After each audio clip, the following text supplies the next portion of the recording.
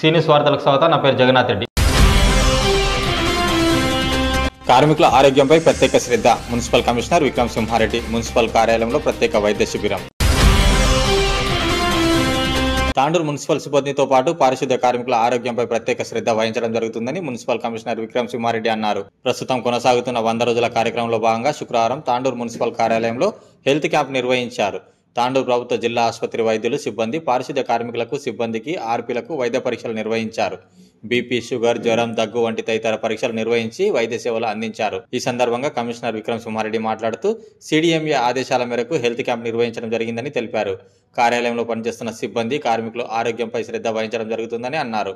Municipal సిబ్బంది పారిశుద్ధ్య కార్మికులు వైద్య శిబిరం సేవలను సద్వినియోగం చేసుకోవాలని సూచించారు.